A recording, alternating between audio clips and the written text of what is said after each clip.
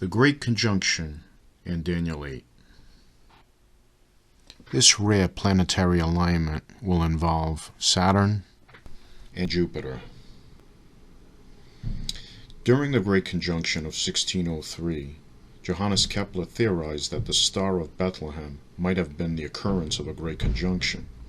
In fact, Kepler calculated that a triple conjunction of Jupiter and Saturn occurred in 7 BCE, astronomical year number -6.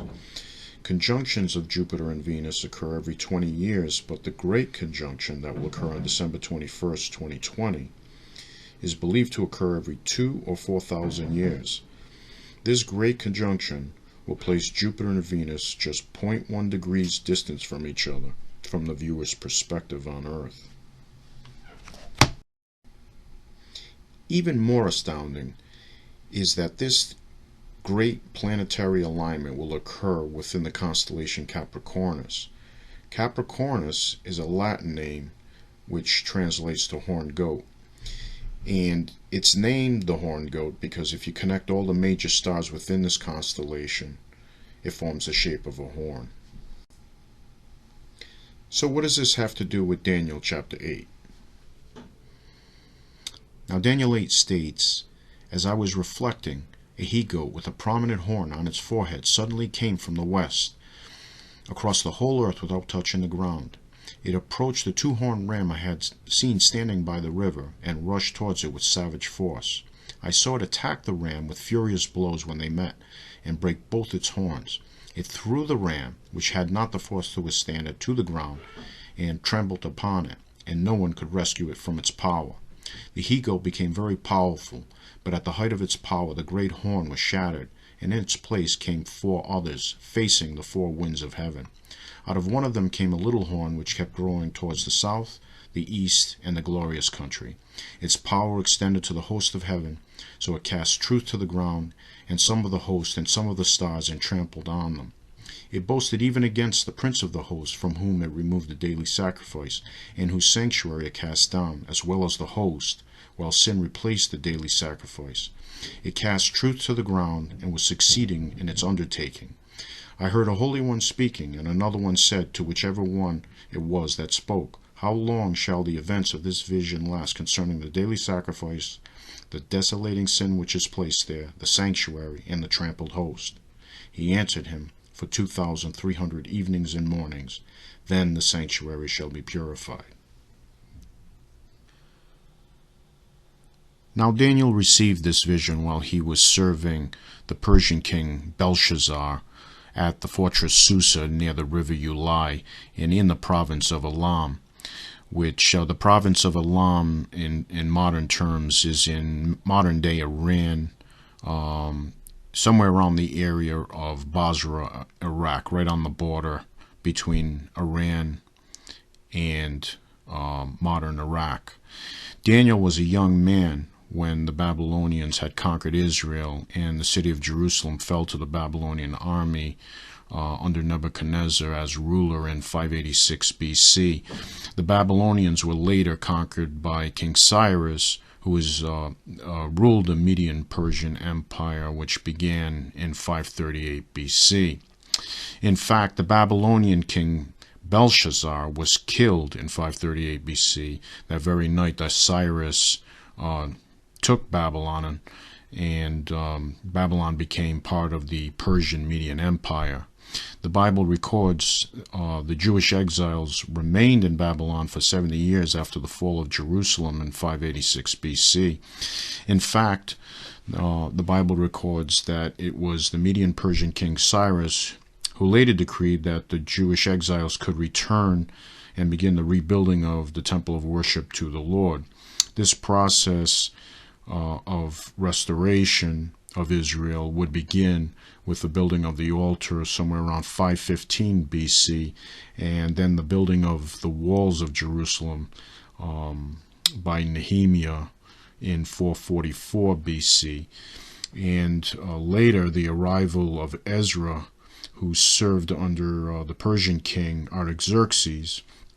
Ezra was instrumental in repurifying the temple of worship and speaking to the people of Israel to return to holiness and fidelity to the Lord God. This is to give you some historical perspective of Daniel and why he was located in Persia at the time that he was given this vision. This vision is rich in allegory and is very important prophecy. Daniel was given some of the greatest prophecies in the Old Testament, and Daniel 8 is certainly one of those great prophecies, and in the New American Bible it's referred to as the ram and the he-goat. And the prophecy begins with describing this ram. The prophecy states that the ram became very powerful and was butting towards the west, the north, and the south. This ram had two great horns, one bigger and newer than the other one. And what's important to note here is that the ram is depicting the Median Persian Empire, and the newer horn represents the Persians who came along and conquered the Medes and were stronger than the Medes. Now, within a span of about 40 years after the death of Nebuchadnezzar, the Persian Median Empire conquered all of Mesopotamia, the Caucasus Mountain region, Asia Minor, Syria, Palestine, and Egypt. After King Cyrus, in fact, the empire was ruled by another great king, King Darius. And the empire spanned a long period of time in the Middle East and was one of the great empires of world history. Now, the he-goat that came from the west with a great horn was Alexander the Great, who defeated the Persians in 333 BC. In fact, I believe that this is the start date of this vision, and a very important historical year in biblical terms. The reason is that in later chapters of Daniel 10 and 11, a Hellenistic history of this region and this period of time that followed the death of Alexander is given. Now remember, Alexander the Great represented the great horn which came from the west and was shattered. This marks his death in 334 BC, and after the death of Alexander, the empire, because he had no heirs, the empire fell to his four main generals, and is represented in this prophecy by the fact that it says that the empire was divided into the four winds of heaven. Now, his general Lysimachus took Asia Minor, his general Seleucus took the east, and this included Persia and Babylon area, and Ptolemy, his general Ptolemy would take the southern region of Egypt, and General Cassander would take the Macedonian kingdom, which is modern-day Greece. And so this gives you an important historical perspective of what all this allegory means with the ram and the he-goat. Now, of course, after Daniel is given this vision, he's just been visited by an angel of God. He's bewildered and confused, and the vision is so rich in allegory that he doesn't know what it means. So the Bible tells us that the angel Gabriel gave an explanation of this vision, and he states, Daniel further goes on to describe that he states, "When I, Daniel, sought the meaning of the vision I had seen, a man-like figure stood before me, and on the Uli I heard a human voice that cried out, 'Gabriel, explain the vision to this man.' When he came near to where I was standing, I fell prostrate in terror. But he said to me, 'Understand, son of man, that the vision refers to the end time.' As he spoke to me, I fell forward in a faint. He touched me and made me stand up. 'I will show you,' he said, 'what is to happen later in the period of wrath. For at that appointed time there will be an end.'" Now, the two-horned ram that you saw represents the kings of the Medes and the Persians. The he-goat is the king of the Greeks, and the great horn on its forehead is the first king. The four that rose in its place when it was broken are the four kingdoms that will issue from this nation, but without his strength. And then it goes on to say, after their reign, when sinners have reached their measure, there shall arise a king, impudent and skilled in intrigue. He shall be strong and powerful, bring about fearful ruin, and succeed in his undertaking. He shall destroy powerful peoples. His cunning shall be against the holy ones. His treacherous conduct shall succeed. He shall be proud of heart and destroy many by stealth. But when he rises against the Prince of Princes, he shall be broken without a hand being raised. The vision of evenings and mornings is true as spoken. Do you, however, keep this vision undisclosed, because the days are too many. I, Daniel, was weak and ill for some days. Then I arose and took care of the king's affairs, but I was appalled at this vision, which I could not understand. And that's the end of this great vision.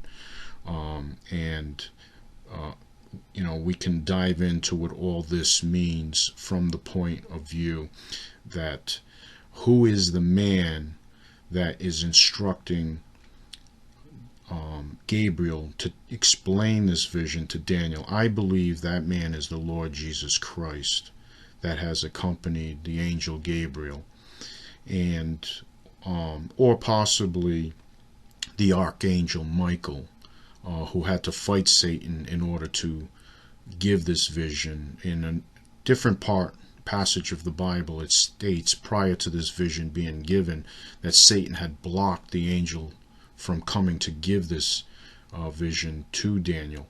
And one of the reasons I think that Satan had tried to block this vision from being conveyed is because of the fact that this vision refers to the Antichrist. And the first part of it is giving you the history of the Persian Median Empire, the Babylonians that came before it, Alexander the Great, who died and was divided. His empire was divided into four parts to his four generals, which we already discussed. Now in this part of the vision, it's going on to repeat some of the explanation that I had already given you, so that the angel is clarifying the meaning of what was given earlier. But the key part of this to note is where it says, after their reign, when sinners have reached their measure, there shall arise a king, impudent and skilled in intrigue. He shall be strong and powerful, bring about fearful ruin, and succeed in his undertaking. Now, what this is describing is a very powerful king that arises at the very end. Now, we know it's at the very end because the angel tells Daniel that I will show you what is to happen in the period of wrath. For at the appointed time, he's saying, there will be an end. Meaning, there will be an end to the world. There will be an end to world history. And so that those later chapters that I explained to you earlier of Daniel chapter 10 and 11 that describe this Hellenistic period from the four generals and the four regions that Alexander's empire was divided into, and then moving forward to the modern era and the modern Middle Eastern part of the world where all this is happening from ancient times to modern times. Now, the Middle East changed greatly after World War I, and all the names have been changed. Some of the names did not change, like Egypt is still referred to as Egypt. But the European powers came in after World War I, after the League of Nations were formed, and this area was basically under the foster care of the greater European powers who sought to come into the Middle East, which was rich in natural resources, to exploit some of those natural resources and this really sparked off the modern problems that we see today in the Middle East with the formation of the forming of Israel, the reconstituting of Israel, and which was referred to as Palestine. Now, during this long span of history, where Alexander the Great's generals took control of the region, and it was divided into the Ptolemaic dynasty, which followed in Egypt, the Seleucid kings, which was more in the area of Syria and in the eastern part, and of course the Muslim Empire, which evolved in this area after these, the Babylonian Empire, the Persian Empire. At sometime around 622, Muhammad began to teach in Mecca, and was kicked out of Mecca and basically migrated to Medina, modern-day Saudi Arabia, locations of the two holiest sites today of Islam and the Kaaba.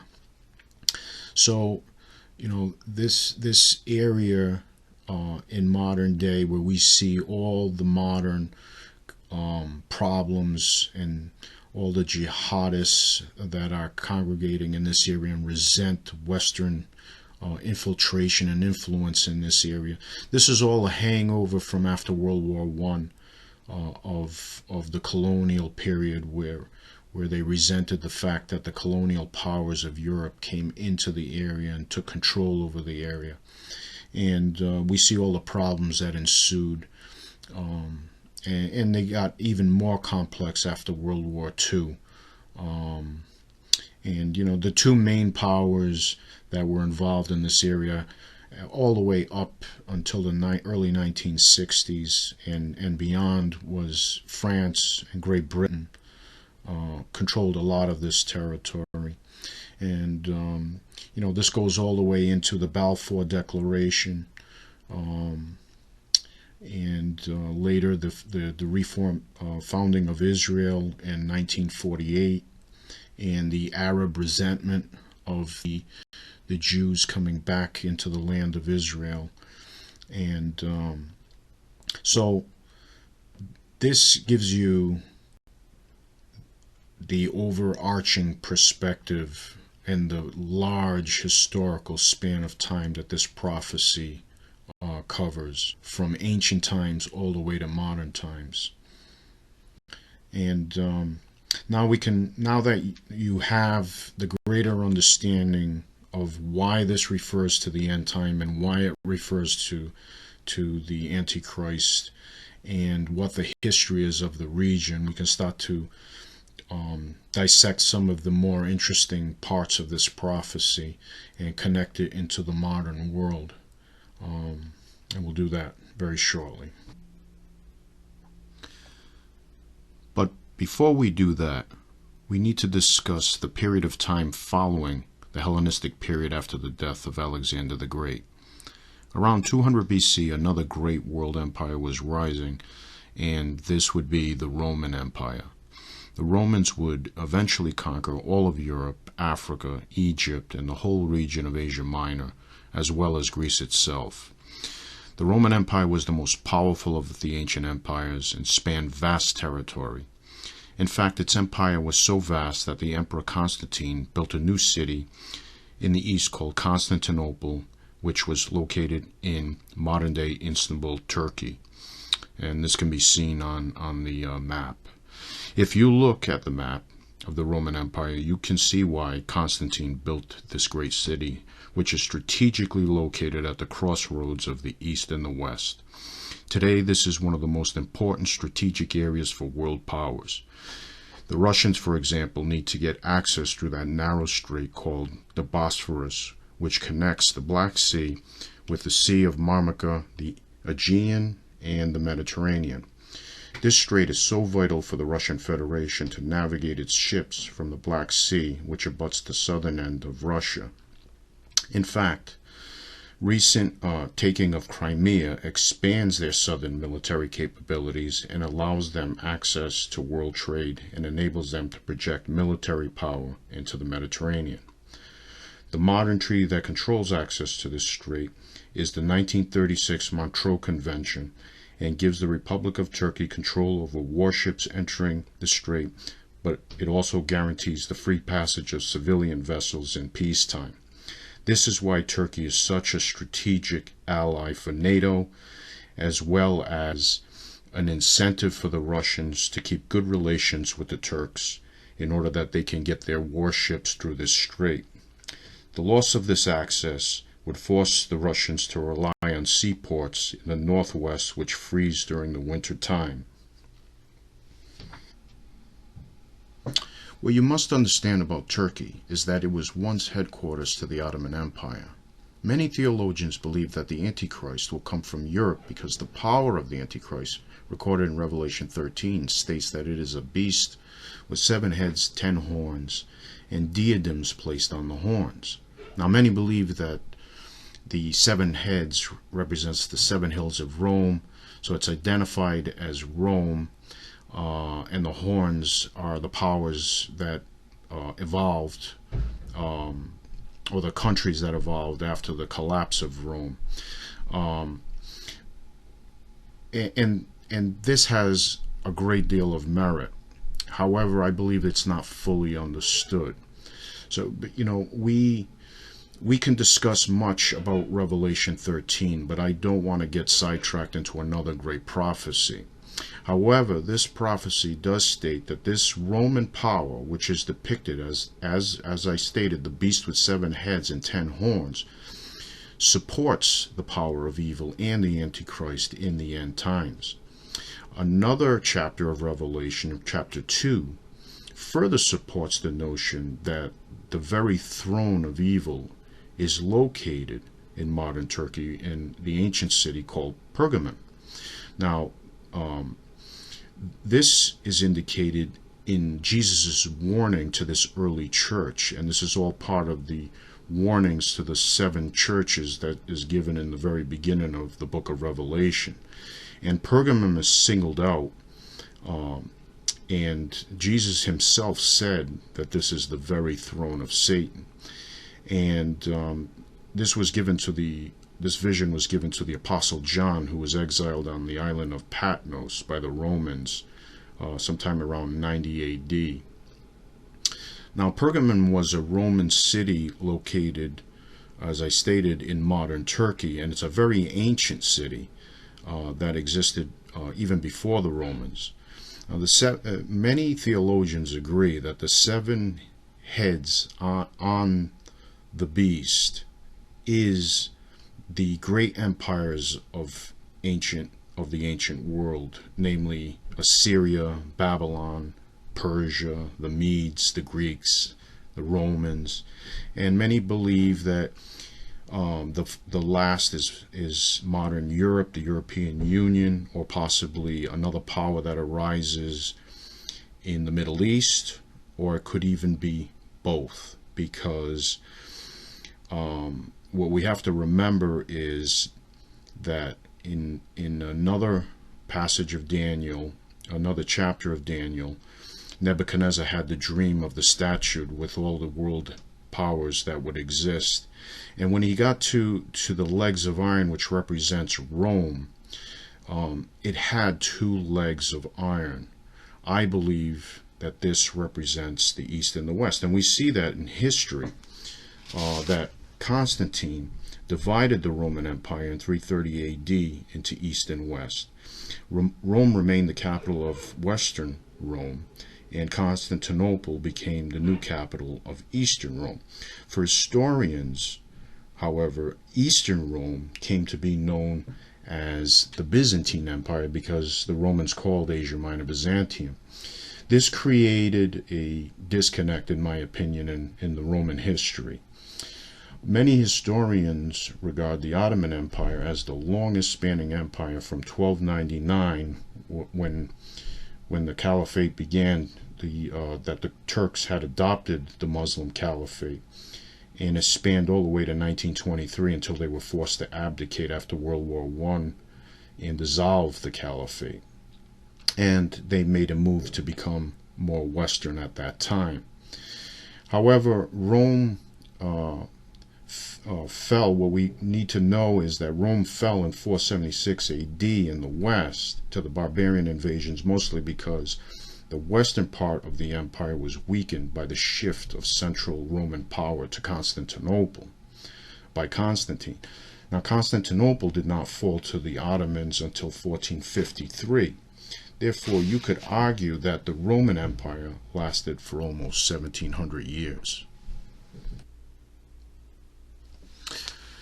Now that we've discussed the historical perspective of the evolution of these powers of the Middle East and these ancient empires, and how it all ties into the modern Middle East, we need to discuss one more important part of Daniel 8. And that part is where it speaks about the little horn. And that's in verse 8 in the New American Bible, where it says that the he-goat became very powerful, but at the height of its power, the great horn was shattered, and in its place came up 4 others, facing the 4 winds of heaven. Out of one of them came the little horn, which kept growing towards the south, the east, and the glorious country. And it goes on to say that its power extended to the host of heaven. Now, it's important that you understand that this little horn is an ecclesiastical power. And this, in my opinion, is describing the rise of Islam and the Muslim religion, and which has been confused by many theologians who believe that the little horn is specifically talking solely about the rise of the papacy. And as I stated before, where we illustrated the evolution of the Roman Empire and how the West was confused with the East because of the historical disconnect between the East and Western Rome, and how most theologians focused on the fact that the Roman Empire represented solely the western part of the empire and the power of the papacy in the Middle Ages. Now, that argument has merit, that an ecclesiastical power did rise, but what a lot of theologians have failed to connect is that there's 2 little horns being discussed here. There's the little horn in chapter 8, and there's also another little horn that's discussed in chapter 7 of Daniel, which is the vision of the 4 beasts.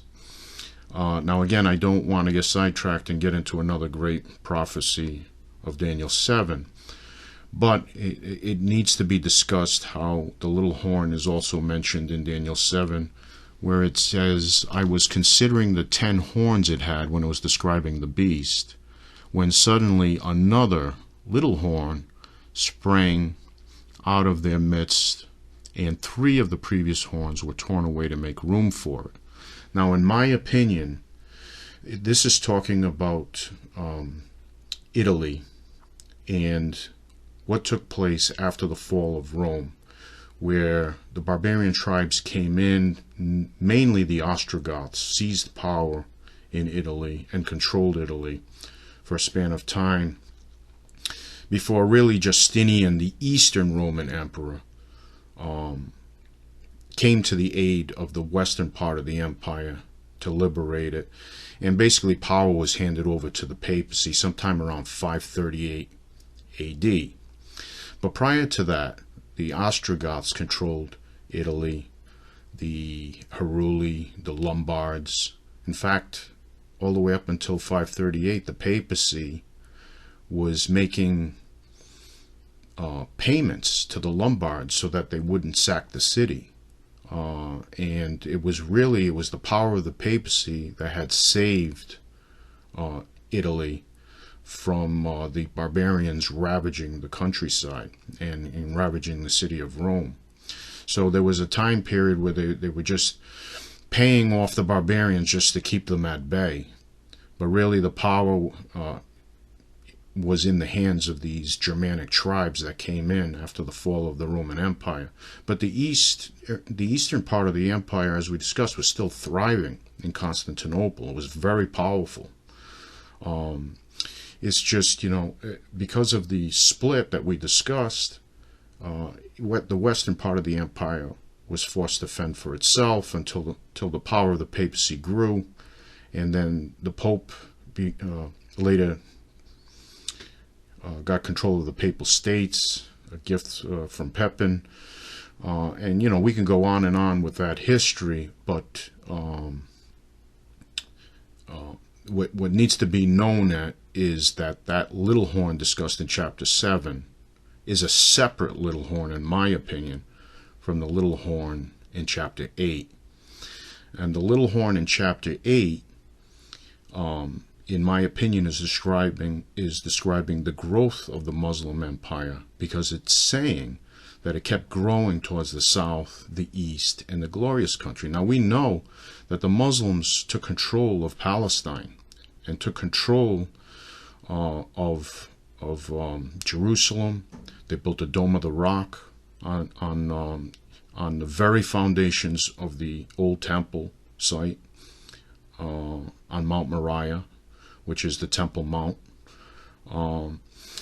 So clearly, this little horn of power, which represents the power of the Antichrist, is speaking about a Middle Eastern religion. Now, the ironic thing is that both of these powers were rising around the same time, and that's the other confusing thing for theologians, is that right around the 600s AD, the power of the papacy was rising, an ecclesiastical power known as the little horn of the West, I call it.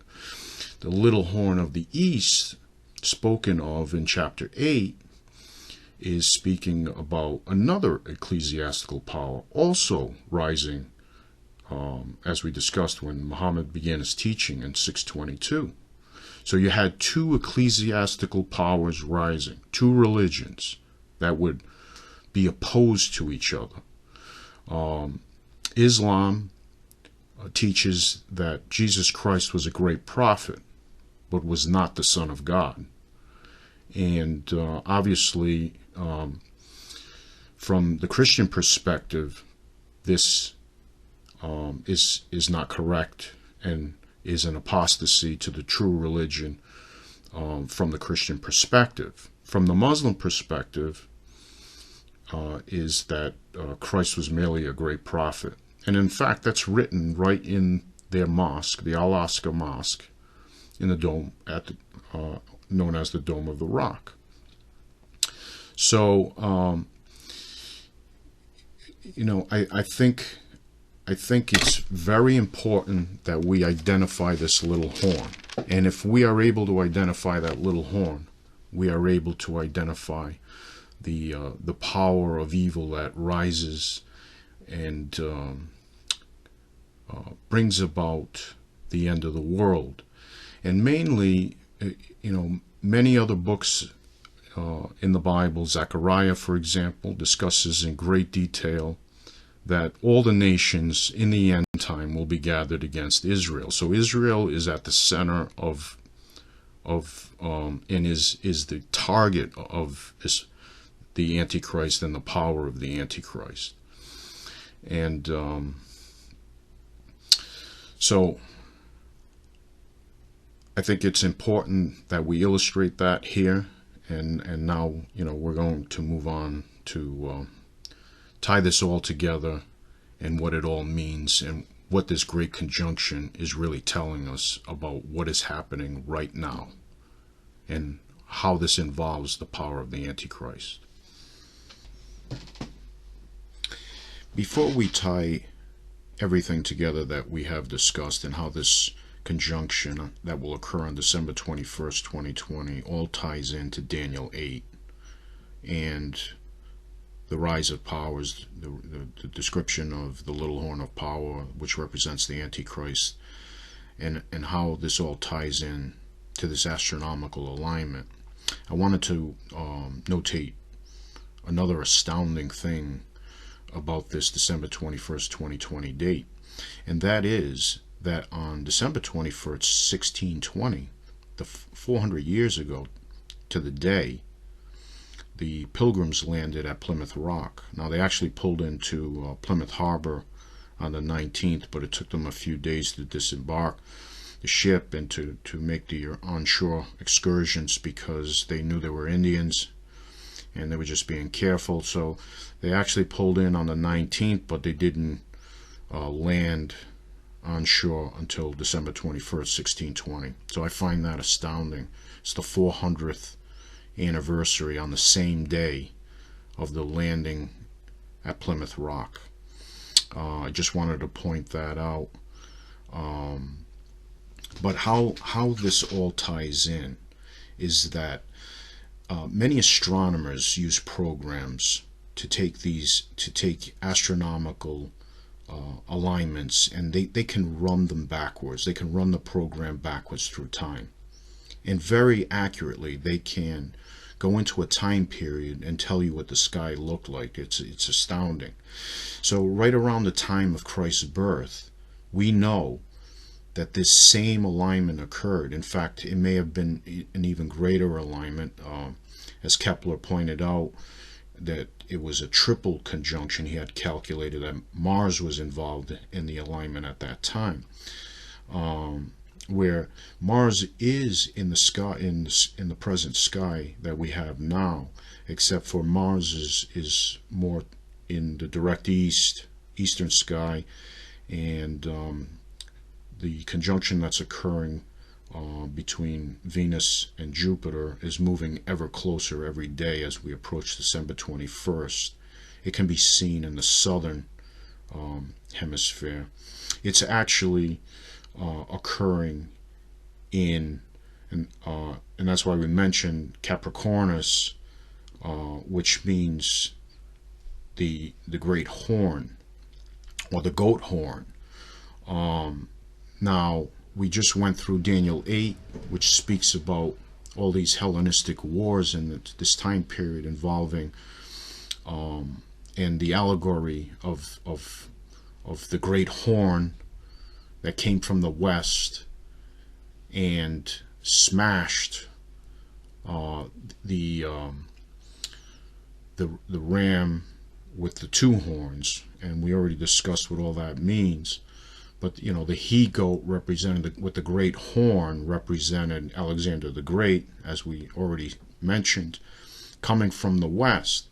Now, what's interesting is at this very time, and many don't realize, is that there is a major dispute going on right now in the Mediterranean over gas rights. The bottom line, just to sum it up very quickly, is that Turkey is very unhappy with the post-World War I agreements that were made, giving Greece a lot of the rights around Cyprus and the Aegean Sea and all the scattered islands that are located near the Strait. And in the past few years, they've made enormous fines. Namely, Israel is one of the countries that's made enormous gas fines. Natural resources are very abundant. Oil and natural gas below the Leviathan shelf, it's called, off the coast of Israel. In that basin, there's a great deal of gas. Now, the Europeans need the gas. They right now they're taking in a lot of gas from Russia. They're paying a great deal of money to have that piped. There's a lot of controversy over the pipeline. It's called the Nord Stream 2 right now. There's sanctions from the United States on Germany for building the Nord Stream 2. because the United States feels as though it's paying a great deal of money for European defense, and that Europe is taking these natural resources from Russia, which creates a conflict of interest and compromises security to the Europeans, while at the same time we're fighting to preserve their security. So there's a great deal of issues involving natural resources at this time, and Turkey is disputing Greece's claims to natural gas rights in that part of the Aegean Sea, and Turkey is basically saying that these rights some of these rights should belong to Turkey, because some of this gas is right off the coast of Turkey, and it just wasn't a fair agreement that was hammered out after World War I, and so they're asserting their coastal rights to some of those natural resources. So now Israel wants to build the East Med pipeline, it's called, and which will go to Greece and then jump over to Italy to feed Europe from the south. At the same time, I just discussed Nord Stream 2, which Germany's trying to take in from Russia. So all the world powers are at play here. And what many don't understand is these territorial disputes and these natural resource disputes that's occurring in the Mediterranean is coming to a head at this very time. And what's interesting is that this major dispute involves the European Union, but Greece is really at the core of the whole thing. And it's Greece that wants to bring this pipeline onto their shores, and then Italy is going to take that pipeline from Greece onto the heel of Italy and take it up into Europe from the south to the north. And this is a very important pipeline. These natural resources are very needed by the Europeans, and they're doubling down. They want these rights, and the Turks are adamant that they will not be cheated by the Western powers. And this plays right into Erdogan's politics. Recently he took control of the Hagia Sophia, which was a museum. The Hagia Sophia was built by Justinian. It was one of the great Byzantine churches, Christian churches, which now he has converted into a mosque, which is sending a message to the West that maybe possibly the caliphate is back. And again, what's interesting is that this involves Greece, which is the horn that came from the west in chapter 8, in Daniel chapter 8, and it's involving once again the Middle Eastern power that once was the Ottoman Empire, which we already discussed the history of that. So, and this alignment is happening at the same time in the constellation Capricornus, which represents a horn, that we already discussed.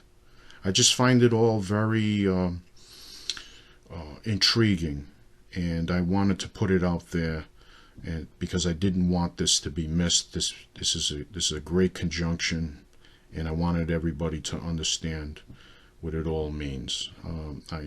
Now, if you're interested in all this and you want more in depth on the history of these things and more discussion of Daniel 7, the 70-week prophecy in chapter 9, and more involved in Revelation and how the whole thing ties together for the end time scenario that we briefly discussed here, we just don't have the time to go into all of it. Then I invite you to go to, in the next screen, I'll put down the website where you can pick up a copy of my book, Babylon Revealed. It goes greatly into all the history It discusses more about the statue that was described in Nebuchadnezzar's dream, about the world empires it represents, about the vast history that's associated with it all, and how it all ties into the end times, and how the ancient prophecies tie into modern times, and what's going on in the geopolitics of the modern world, that is being supported by those prophecies. So again, I hope you enjoyed this, and in the next screen I will indicate where you can go to pick up a copy of the book or visit the website.